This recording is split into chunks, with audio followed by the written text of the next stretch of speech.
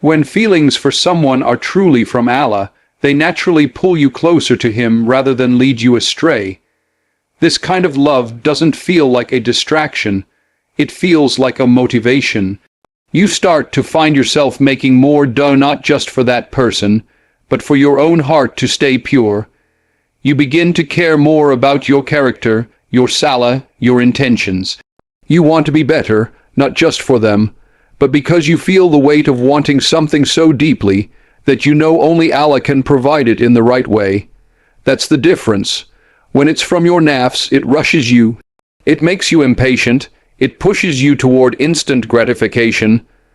But when it's from Allah, it slows you down. It makes you think. It humbles you. Suddenly, your love becomes a secret between you and Allah. You're not flaunting your feelings. You're not trying to show them off or make moves behind closed doors. You're keeping it sacred, and that's because the feeling isn't just about the person anymore, it's about who you're becoming through it. Your love becomes a reason to stand in the last third of the night, whispering their name in your prayers. Your heart starts to crave the halal route. You want things to be done right. You want Allah to be pleased. That alone is a sign, because the nafs never cares about what's right. It only cares about what feels good, but the soul, it cares about what's pleasing to the Creator.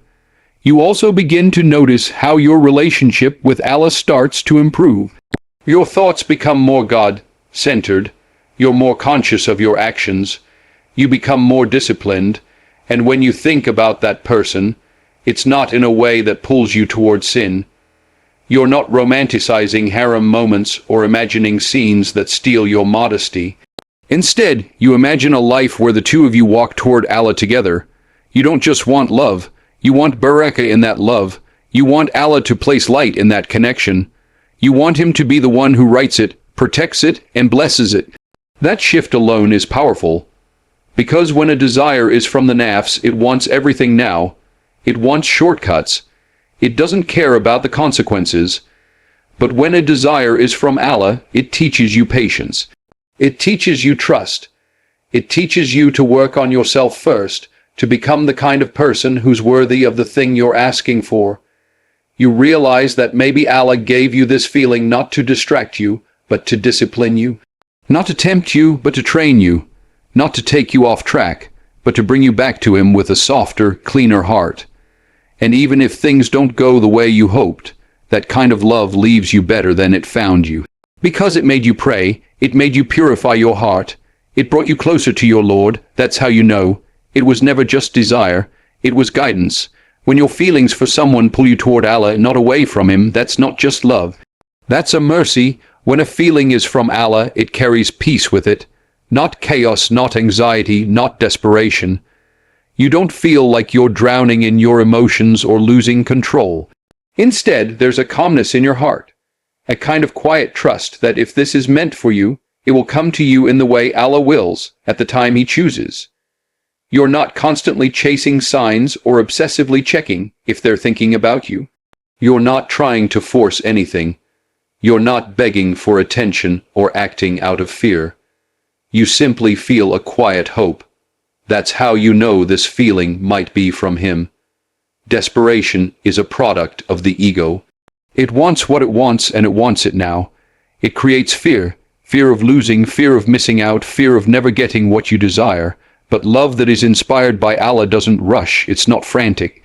It has tawakkul woven into it. You find yourself saying, if this is good for me, Ya Allah, bring it closer. If not, take it away and replace it with something better. That's not giving up, that's surrender. And that surrender brings peace, even when you're unsure of what's ahead. You also notice that you're not trying to manipulate situations to be around that person. You're not putting yourself in places you don't belong or trying to be someone you're not just to get noticed. You stay in your lane, you do your part in asking from Allah, and you trust Him to handle the rest. There's no guilt in how you're feeling because you're not crossing boundaries, and that in itself creates even more peace. You know you're being real and you're being patient. When your desire is from the nafs, it burns too hot. It clouds your mind. It becomes a constant distraction.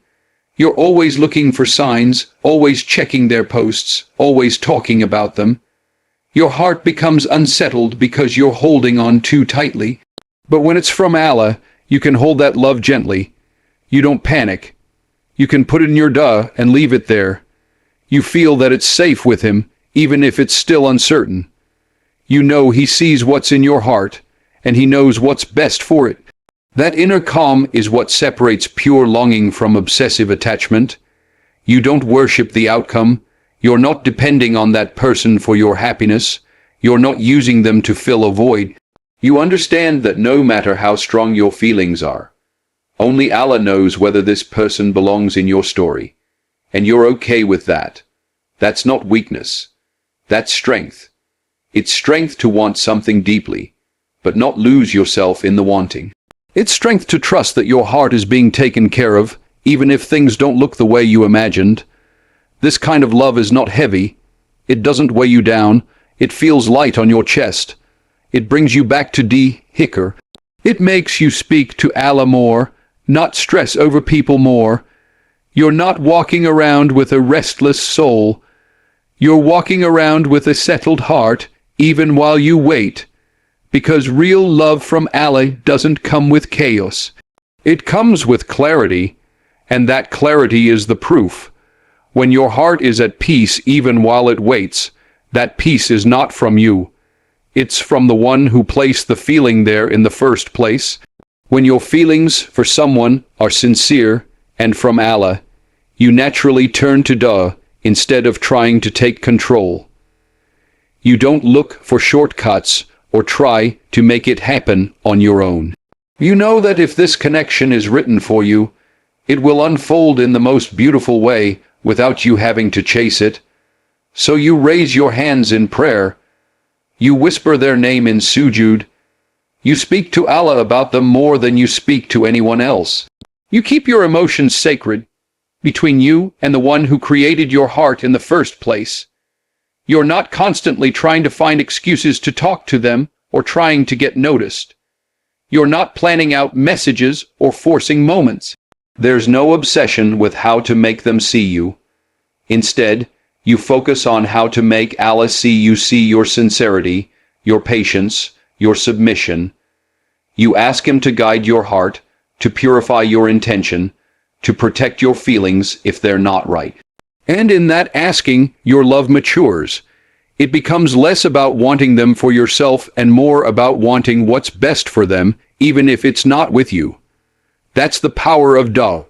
It transforms your love from self-centeredness into selflessness. You don't make Dua saying, Ya Allah, give them to me no matter what. You say, Ya Allah, if they're good for my Deen, my life, and my akhirah, then bring them to me in the best way. And if not, then remove them from my heart and give me peace with it. That kind of prayer takes courage. It takes trust, because you're not just asking for love, you're asking for the right love. You're not just hoping for a connection, you're surrendering the outcome entirely to Allah's wisdom. You start to notice that your duas are not always emotional outbursts. Sometimes they're quiet conversations with your Lord. You don't even need to cry to feel the intensity. Your heart is in a state of reliance, and that state makes you stronger. It keeps your dignity intact. You're not begging a person, you're requesting the most merciful. That alone shows your heart is in the right place. Because if you can love someone enough to pray for them without demanding anything in return, that's not nafs, that's nur. That's light, and sometimes the most beautiful part is that you pray for them without them ever knowing. They may never hear your dua, never see your hope, never know the softness you carry for them. But that doesn't make your prayer less powerful. In fact, it makes it more sacred. You're not praying for them to love you. You're praying for them to be protected, to be guided, to be blessed, whether they're written for you or not. That's when your love becomes an act of worship, not a desire for possession. You're also not praying just for a wedding, or a relationship, or a moment. You're praying for a future that pleases Allah. You're praying for something halal, something beautiful, something full of barakah. You want the kind of love that begins with dua, is built through patience, and is blessed by obedience. That's not something the nafs can create. That's a heart led by faith. So if your first instinct is to make du'a, not to chase, not to manipulate, not to obsess, that is a sign your feelings come from a place of sincerity, and sincerity, when placed in the hands of Allah, never goes to waste. When your desire for someone is from Allah, your deen always comes first.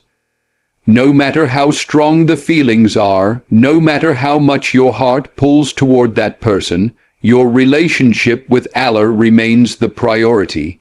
You don't compromise your values just to get closer to them. You don't skip prayers because you're too distracted by love. You don't cross boundaries to keep their attention. You stay grounded in your faith because you know that if love costs you your connection with Allah, it's not love. It's a test. There's a certain clarity in your choices when the feeling is pure. You don't make excuses for haram actions. You don't blur the lines in the name of just talking. You don't allow your emotions to override your obedience.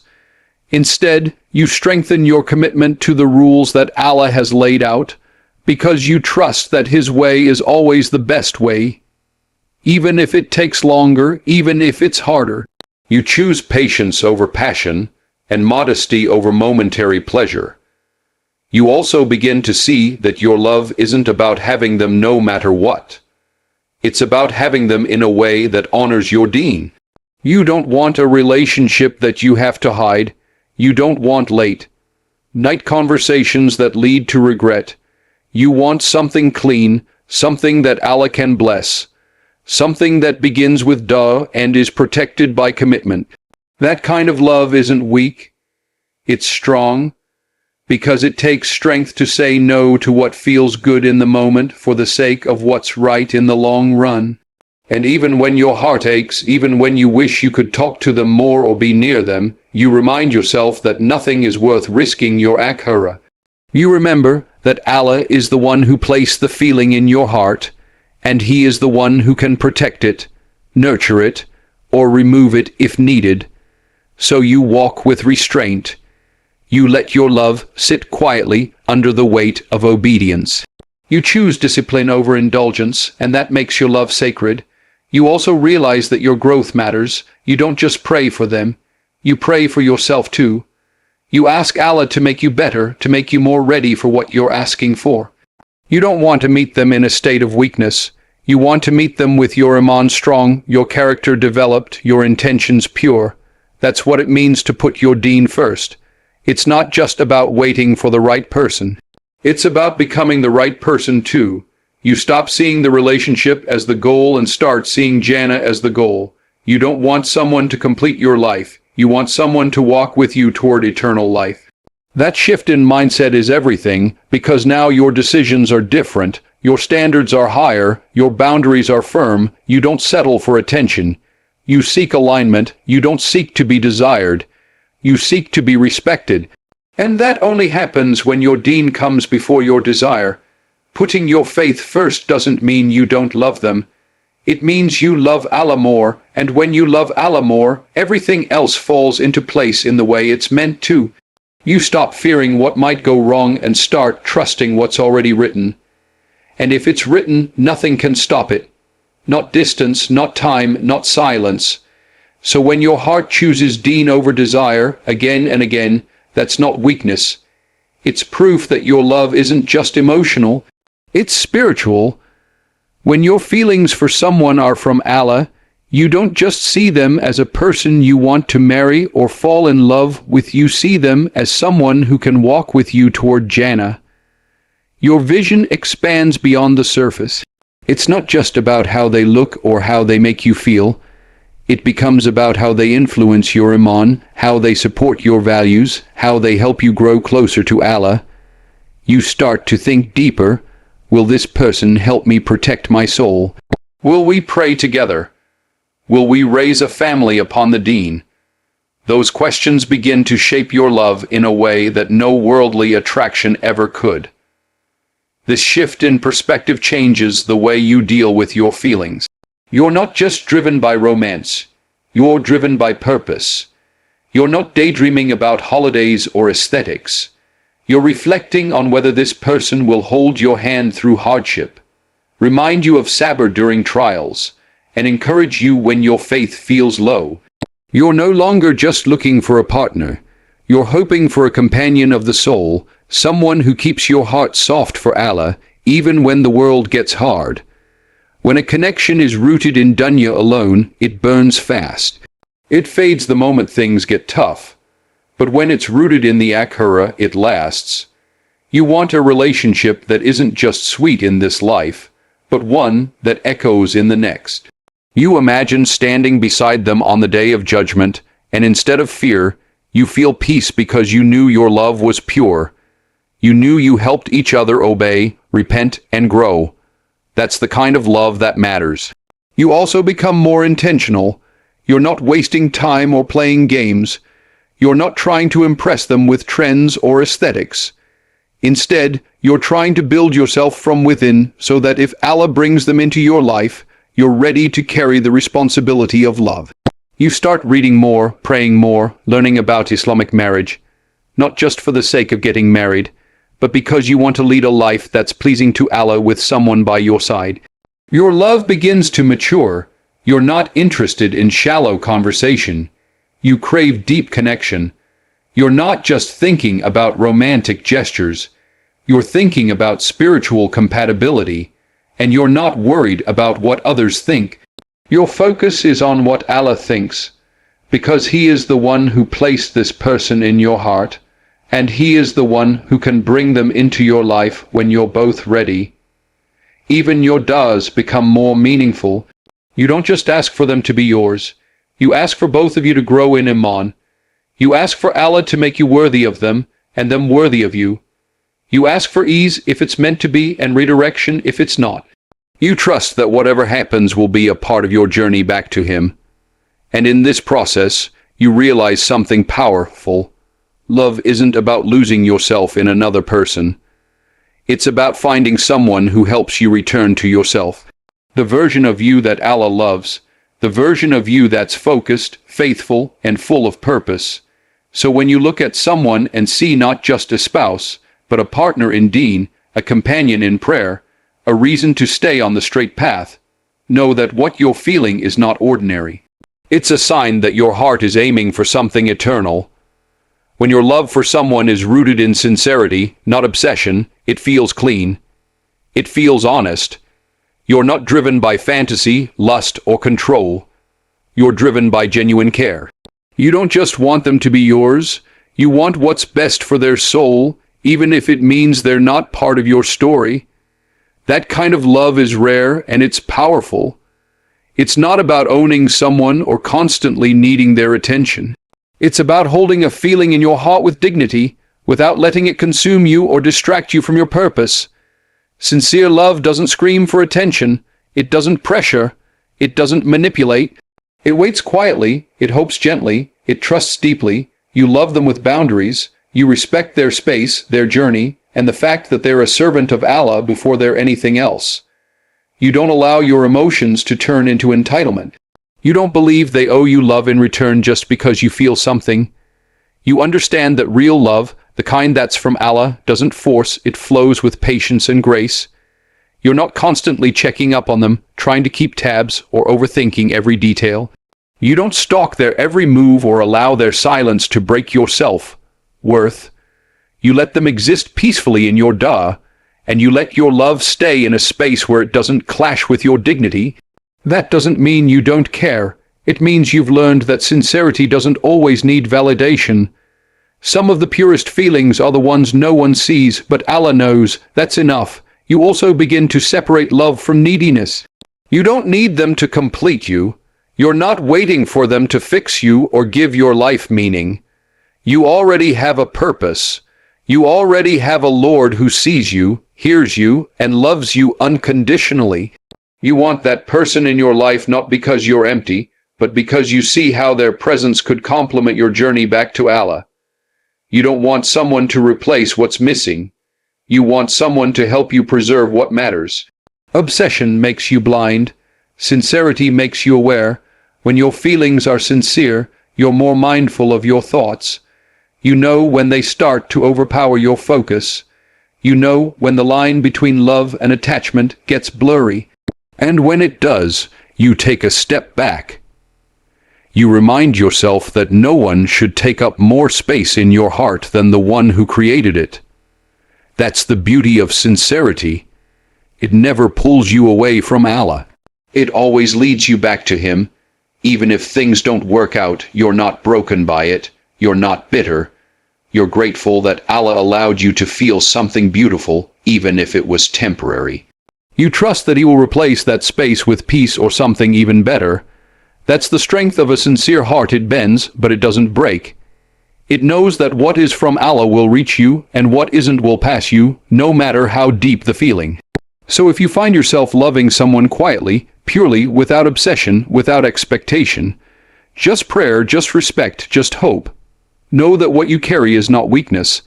It's a sign that your heart is maturing, and a heart that loves with sincerity and lets go with grace is a heart that Allah will never leave empty.